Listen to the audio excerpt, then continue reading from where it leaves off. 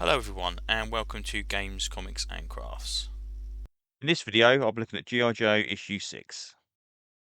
Okay, so this is the latest issue of G.I. Joe. It's kind of like the final issue of this current arc. First up, cover's really nice. Bit disappointed I didn't get a Baroness cover because I think, like I said before, I've managed to get a Baroness cover every time. Baroness was sold out by the time I got this from the store, so I had to go with Cobra Commander. It's not a bad cover though, so it's pretty good. Anyway, so last thing we saw was Duke and Cobra Commander were facing off. Everyone else had left. Cobra Commander and Duke were kind of the only two surviving in the area.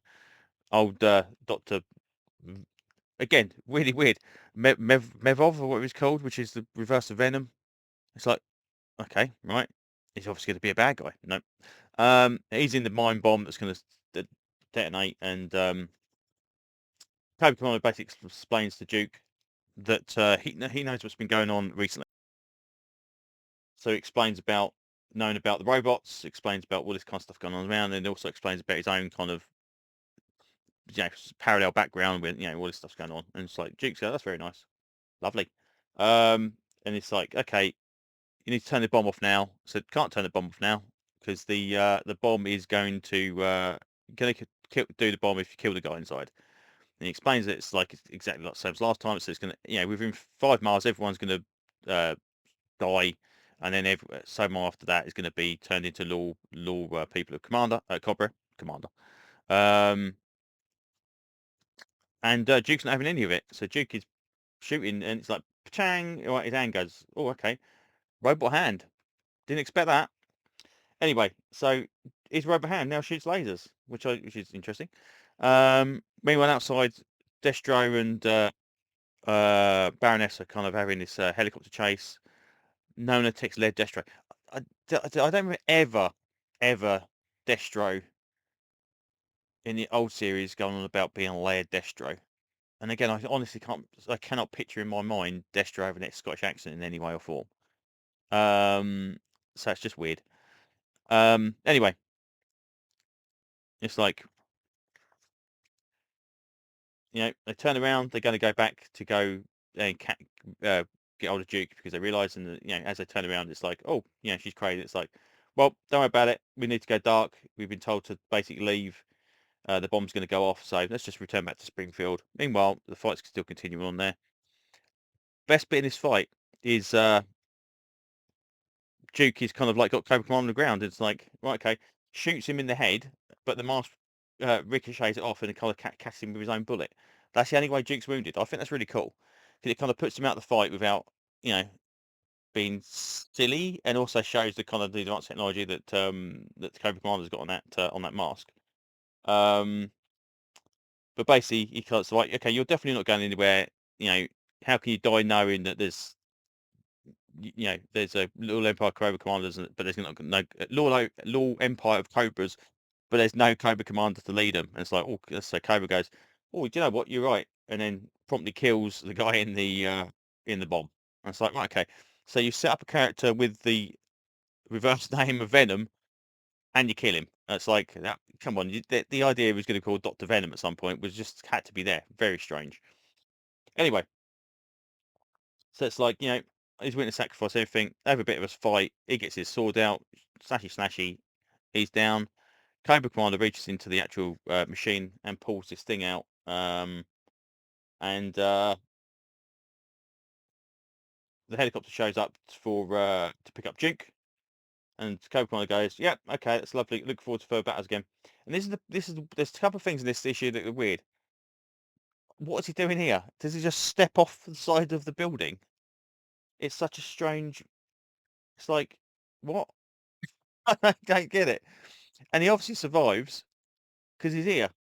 So how does he get from here to here? I don't know. It's just weird. You know, give me a secret passage that he can press a button and he disappears behind the door, or give me, some kind of um, you know, escape pod or something he can get into. But the idea just goes, thanks so much, and then just steps off this side of this building. It's just really strange. Don't get it. Don't understand it. Anyway, back at Springfield, the dreadnoughts are kind of going on. It's like, okay, he's there. Okay, but everything failed. It's like, no, it didn't fail. It was a test. I needed to know what his test was. And anyway, that mind bomb wasn't the only thing that was there.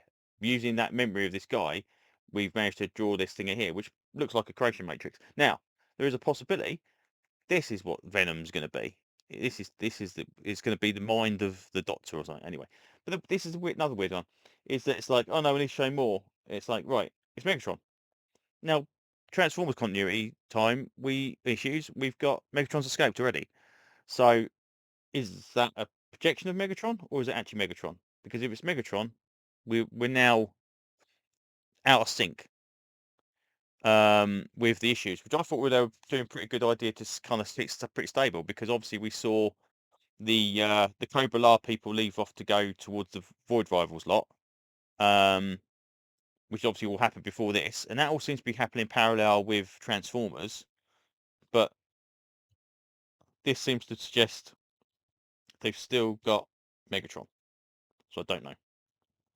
Anyway, they get back to the GIJ people get back to the pit, and they're kind of like all talking about rescuing people and people surviving. Oh, one guy didn't survive, and then Clutch kind of comes on. It's like, oh, yes, better get out of that Cobra uniform. It's like, oh, are you allowed to leave it? Allowed to leave the pit? It's like, oh yeah, it's fine. I can go for a drive. That's fine. Being undercover with the Cobra guys wasn't eating it any more. I thought I was going to get caught. And it's like, okay, that's quite cool. So off he goes, and then inside the bag we've got this bomb or this Cobra thing.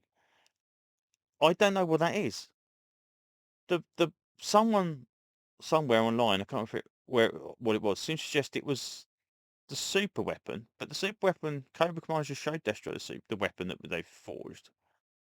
So what is this? I don't know what this is. Is this a thing to suggest that Clutch is a double agent and he's working for Cobra?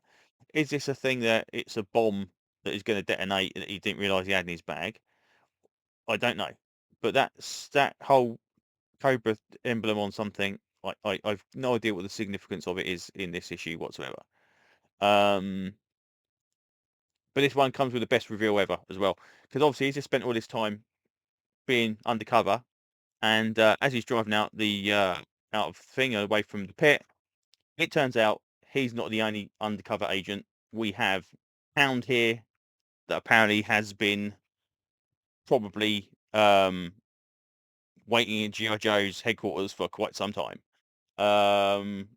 which I think was really, really cool.